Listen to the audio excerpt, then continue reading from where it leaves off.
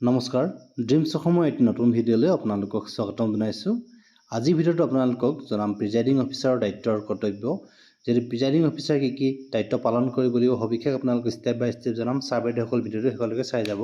Presiding অফিচাৰৰ প্ৰথম দায়িত্ব কি হ'ব আপোনালোকক জনাব বিচাৰিছোঁ। যিহেতু ভোট গ্ৰহণৰ আগদিনাখনে আপোনালোকে ডিষ্ট্ৰিবিউশ্যন যি চেণ্টাৰ থাকিব আপোনালোকৰ প্ৰতিখন জিলাতে এটা ডিষ্ট্ৰিবিউশ্যন চেণ্টাৰ ৰেডি কৰা হৈছে আৰু ডিষ্ট্ৰিবিউশ্যন চেণ্টাৰৰ পৰা আপোনালোকে সামগ্ৰীসমূহ কালেক্ট কৰিব লাগিব। কি সামগ্ৰী আপোনালোকে কালেক্ট কৰিব লাগিব আপোনালোকক জনাব বিচাৰিছোঁ। এক নম্বৰতে আপোনালোকে EVM, যিহেতু EVMটো মেইন বস্তু আপোনালোকৰ কি পাব আপোনালোকক জনাব বিচাৰিছোঁ। CU control unit, ballot unit আৰু VVPAT এই তিনিটা সামগ্ৰী আপোনালোকে কালেক্ট কৰিব লাগিব। ইয়াৰ পিছতে আপোনালোকৰ বিভিন্ন ফৰ্মছ, এনভেলপ আৰু ষ্টেচনাৰী সামগ্ৰীসমূহ আপোনালোকে কালেক্ট কৰিব লাগিব। ইয়াৰ কালেক্ট কৰাৰ পিছতে আপোনালোকৰ প্ৰথম কাম কি হ'ব, আপোনালোকে এখন চেকলিষ্ট দিব আৰু সেই চেকলিষ্ট অনুপাতে আপোনালোকে সামগ্ৰীসমূহ মিলাই চাব লাগিব। চ' মই আপোনালোকক পেপাৰ ৱৰ্কছৰ কামখিনি কেনেকৈ কৰিব লাগিব ষ্টেপ বাই ষ্টেপ জনাব বিচাৰিছোঁ। চ' আপোনালোকে ভিডিঅ'টো শেষলৈকে চাই থাকিব। মই জনাব বিচাৰিছোঁ ছাৰ বাইদেউসকল আপোনালোকক প্ৰিজাইডিং অফিচাৰে পূৰণ কৰিবলগীয়া কি মূল নথিপত্ৰসমূহ আপোনালোকক চমুকৈ ক'বলৈ চেষ্টা কৰিম। চ' আপোনালোকে ভিডিঅ'টো চাই থাকিব। এক নম্বৰতে আপোনালোকক জনাব বিচাৰিছোঁ আপোনালোকে ফৰ্ম 17C, ফৰ্ম 17C আপোনালোকে ফিল আপ কৰিব লাগিব। এইখন আটাইতকৈ গুৰুত্বপূৰ্ণ ফৰ্ম। ইয়াক আপুনি দুটা ভাগত ভাগ কৰিব লাগিব, দুটা ভাগত পূৰণ কৰিব লাগিব। ভোট চেণ্টাৰত আপোনালোকৰ কিমান ভোটাৰ আছে সেই ভোটাৰখিনি আপোনালোকে ইয়াত তথ্য আগবঢ়াব লাগিব। ফৰ্ম 17A, ফৰ্ম 17A আপোনালোকে কি কৰিব লাগিব, এইখনক ৰেজিষ্টাৰ অফ ভোটাৰ বুলি কোৱা হয়। ইয়াত আপোনালোকে মুঠ কিমান ভোটাৰে ইয়াত ভোট কাষ্টিং কৰিলে আপোনালোকে ইয়াত উল্লেখ কৰিব লাগিব। ইয়াৰ পিছতে আপোনালোকে কণ্ট্ৰল ইউনিটৰ ৰেকৰ্ড আপোনালোকে মুঠ ভোটাৰ সংখ্যাৰ সৈতে আপোনালোকে ইয়াতে লিখিব লাগিব। কণ্ট্ৰল ইউনিটৰ যি টোটেল ভোটাৰ আৰু ফৰ্ম 17A ভোটাৰ ৰেজিষ্টাৰ আৰু ফৰ্ম 17/6 যিখিনি আপোনালোকৰ আটাইখিনি তিনিটা ফৰ্মৰ সৈতে আপোনালোকৰ আটাইকেইটা ভোটাৰ মিল থাকিব লাগিব। এই ফৰ্মখন সম্পূৰ্ণ কৰাৰ পিছত আপোনালোকে পুলিং এজেণ্টসকলৰ স্বাক্ষৰ ল'ব লাগিব। যিহেতু প্ৰিজাইডিং অফিচাৰ ডায়েৰীত কি থাকিব আপোনালোকক জনাব বিচাৰিছোঁ। যিহেতু প্ৰিজাইডিং অফিচাৰৰ ডায়েৰী এইখন হৈছে আনুষ্ঠানিক যি ৰেকৰ্ড আপোনালোকৰ যিখিনি আটাইখিনি যি প্ৰিজাইডিং অফিচাৰ যিখিনি ৰেকৰ্ড, এই ৰেকৰ্ডখিনি আপোনালোকে প্ৰিজাইডিং অফিচাৰৰ যি ডায়েৰী আছে ডায়েৰীত আপোনালোকে সন্নিৱিষ্ট কৰিব লাগিব। কি পূৰণ কৰিবলৈ আপোনালোকক জনাব বিচাৰিছোঁ। নিৰ্বাচনৰ দিনটোৰ প্ৰতিটো গুৰুত্বপূৰ্ণ ঘটনাৰ বিৱৰণ আপোনালোকে ইয়াত লিখিব লাগিব। যেনে মুক পোল আপোনালোকে কেইটা বজাত আৰম্ভ কৰিছিলে, কোনজন প্ৰাৰ্থী কিমানটাকৈ আপোনালোকে ভোট কাষ্টিং হ'ল, সকলো আপোনালোকে ইয়াত লিখিব লাগিব। ইয়াৰ পিছতে আপোনালোকে প্ৰতি 2 ঘণ্টাৰ মূৰে যিহেতু আপোনাৰ ভোটিং চেণ্টাৰত আপোনালোকে কিমান % বা কিমান শতাংশ ভোট কাষ্টিং হ'ল আপোনালোকে এইখিনি কথা লিখিব লাগিব। 3 নম্বৰ এটা কাম আছে। 3 নম্বৰ কামটো কি আপোনালোকক জনাব বিচাৰিছোঁ। 3 নম্বৰ কামটো হ'ল মুক পোল চাৰ্টিফিকেট। যিহেতু আপোনালোকে এখন মুক পোল কৰাৰ পিছতে এখন চাৰ্টিফিকেট আপোনালোকে তৈয়াৰ কৰিব লাগিব আৰু সেই চাৰ্টিফিকেটখনত কি থাকিব আপোনালোকক জনাব বিচাৰিছোঁ। এই চাৰ্টিফিকেটখনত আপোনালোকে পুলিং এজেণ্টৰ আপোনালোকে চহী ইয়াত লাগিব, যিহেতু পুলিং এজেণ্টৰ চহীটো লাগিবই। ইয়াৰ পিছতে আপোনালোকৰ মুক পোলৰ পিছত EVMৰ পৰা ডাটা ক্লিয়াৰ কৰা হৈছিল নাই আৰু VVPATৰ যি মেচিন মুক পোলৰ শ্লিপবোৰ আটাইখিনি আপোনালোকে উলিয়াই মেচিনটো খালী কৰিব লাগিব। খালী কৰাৰ পিছত আপোনালোকে যি এজেণ্টসকল আছিলে সেই এজেণ্টৰ চহী আপোনালোকে ল'ব লাগিব। ইয়াৰ পিছতে আপোনালোকে declaration by the presiding officer এখন চাৰ্টিফিকেট থাকিব। সেই চাৰ্টিফিকেটখন আপোনালোকে 4টা ভাগত ভাগ কৰিব লাগিব। সেই 4টা ভাগকেইটা কি হৈছে মই আপোনালোকক জনাব বিচাৰিছোঁ। 1 নম্বৰ হৈছে পাৰ্ট 1। পাৰ্ট 1ত আপোনালোকে প্ৰকৃত ভোট গ্ৰহণ আৰম্ভ কৰাৰ ঠিক আগমুহূৰ্তত আপোনালোকে এটা ৰিপৰ্ট ইয়াত লিখিব লাগিব। ইয়াৰ পিছত আপোনালোকে ভোট গ্ৰহণৰ মাজতে আপোনালোকৰ EVM বা VVPAT যদি সলনি কৰিবলগীয়া হৈছে তেন্তে আপোনালোকে ইয়াত লিখিব লাগিব। যদি ভোট গ্ৰহণ প্ৰক্ৰিয়া সমাপ্ত হোৱাৰ পিছত, যিহেতু আপোনাৰ ভোট কাষ্টিঙৰ শেষৰ পিছতো আপোনালোকে এটা ৰিপৰ্ট লিখিব লাগিব। ইয়াৰ পিছতে আপোনালোকে ভোট গ্ৰহণৰ অন্তত EVM আৰু VVPAT মেচিনসমূহ বাকচত ভৰাই চিল কৰাৰ এটা ৰিপৰ্ট আপোনালোকে তৈয়াৰ কৰিব লাগিব। ইয়াৰ পিছতে পেপাৰ চিল, আপোনালোকে প্ৰতিটো পেপাৰ আপোনালোকে চিল কৰিব লাগিব। যিহেতু আপোনালোকক এটা লা যোগান ধৰা হ'ব আৰু এটা মেটেল দিয়া হ'ব।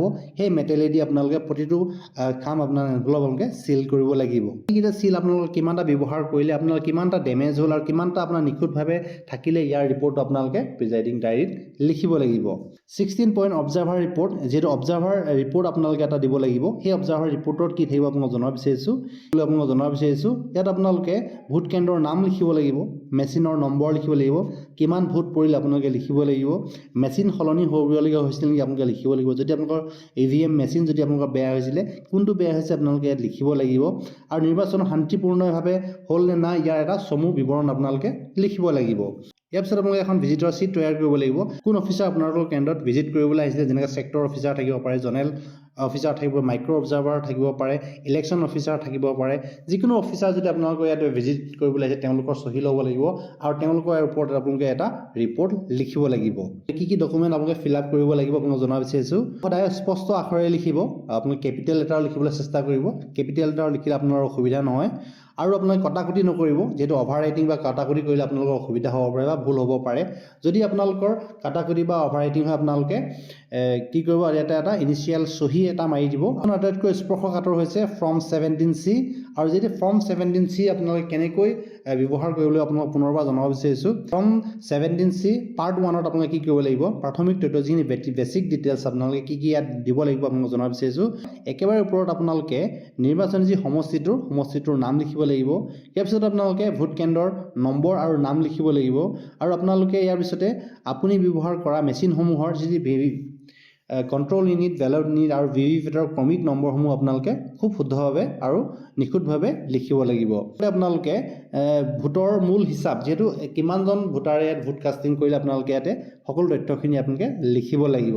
আপোনালোকে আৰু এটা বস্তু আপোনালোকে লিখিব লাগিব, মুঠ ভোটাৰ, যিটো আপোনাৰ ভোট কেন্দ্ৰটোৰ মুঠ ভোটাৰ কিমান আছিলে আপোনালোকে মাৰ্ক কপি অনুসৰি আপোনালোকে ইয়াতে লিখিব লাগিব। ইয়াৰ পিছত আপোনালোকে 17A ভোটাৰ অনুসৰি আপোনালোকে ছেকেণ্ড পুলিং অফিচাৰ হাতত থকা 17A যি ৰেজিষ্টাৰ আছে, ৰেজিষ্টাৰ অফ ভোটাৰ চহীত আপোনালোকে কিমানজনে চহী কৰিলে, কিমানজনে টিপ চহী মাৰিলে আপোনালোকে সৰ্বমুঠ সংখ্যাখিনি আপোনালোকে ইয়াতে লিখিব লাগিব। ৰুল 49ত আপোনালোকে কি লিখিব লাগিব জনাব বিচাৰিছোঁ। ফৰ্ম 17A চহী কৰাৰ পিছত যদি কোনো ভোটাৰে ভোট নিদিওঁ বুলি সিদ্ধান্ত লৈ ঘূৰি গৈছে তেতিয়াহ'লে আপোনালোকে ইয়াতে 0 বুলি লিখিব লাগিব বা নীল বুলি লিখিব লাগিব। ইয়াৰ পিছতে ৰুল 49A আপোনালোকে কি কৰিব লাগিব, 49Mত আপোনালোকে যদি কোনো ভোটাৰে যদি আপোনালোকৰ ইয়াত ডিষ্টাৰ্ব দিয়ে বা আপোনালোকে ভোট দিবলৈ তেওঁক বাধা দিয়ে তেতিয়াহ'লে আপোনালোকে ইয়াত লিখিব লাগিব সংখ্যাটো যদি এটাও নাথাকে আপোনালোকে নীল বা 0 লিখিব লাগিব। টেষ্ট ভোটাৰ, যিহেতু আপোনালোকে যদি কোনোবা টেষ্ট ভোট দিবৰ কাৰণে আহে তেতিয়াহ'লে আপোনালোকে ইয়াতে ৰুল 49MA অনুসৰি আপোনালোকে টেষ্ট ভোটৰ সংখ্যা আপোনালোকে লিখিব লাগিব। যদি কোনো টেষ্ট ভোট নাই, টেষ্টিং ভোট নাই তেতিয়াহ'লে আপোনালোকে 0 বা নীল লিখিব লাগিব।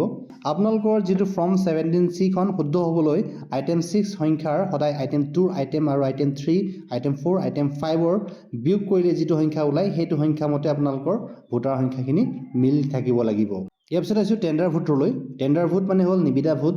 যিহেতু যদিহে এজন ব্যক্তিৰ ভোট কাষ্টিং হৈ গ'ল আৰু যদি কোনোবাই তেওঁৰ নামত প্ৰক্সি ভোট কোনোবাই দিলে বা যিজন ব্যক্তিৰ প্ৰকৃত ব্যক্তি তেওঁ যদি পিছত ভোট দিবলৈ আহে তেতিয়াহ'লে আপোনালোকে সেইজন ব্যক্তিকো আপোনালোকে ভোট দিবলগীয়া হ'ব পাৰে। আৰু সেই যদি কোনো টেণ্ডাৰ ভোট আপোনালোকৰ নাহে আপোনালোকৰ চেণ্টাৰত আপোনালোকে এই টেণ্ডাৰ ভোটৰ সংখ্যাটো আপোনালোকে 0 বুলি লিখিব লাগিব। ইয়াৰ পিছতে পেপাৰ চিল কেনেকৈ কৰিব আপোনাক জনাব বিচাৰিছোঁ। EVM চিল কৰিবলৈ ব্যৱহাৰ কৰা গ্ৰীণ চিল পেপাৰসমূহৰ হিচাপ আপোনালোকে ইয়াত দিব লাগিব। ইয়াত আপোনালোকে কি দিব লাগিব জনাব বিচাৰিছোঁ। কিমানখন ব্যৱহাৰ কৰা হ'ল, কিমানখন ব্যৱহাৰ নোহোৱাকৈ ঘূৰাই দিয়া হ'ল, কিমানখিনি নষ্ট হ'ল, আপোনালোকে আটাইখিনি চহী মাৰি শেষত আপোনালোকে জমা দিব লাগিব। যদি সকলো তথ্য পূৰণ কৰাৰ পিছত তলত প্ৰিজাইডিং অফিচাৰে তাৰিখ আৰু স্থান লিখি নিজৰ স্বাক্ষৰ কৰিব লাগিব। তাৰপিছত উপস্থিত থকা সকলো পুলিং এজেণ্টৰ চহী আপোনালোকে ল'ব লাগিব নিৰ্দিষ্ট স্থানত। যিহেতু ফৰ্ম 17C আপোনালোকে প্ৰিজাইডিং অফিচাৰৰ লগতে যি পুলিং এজেণ্টসকল আছে পুলিং এজেণ্টসকলৰো চহী ল'ব লাগিব।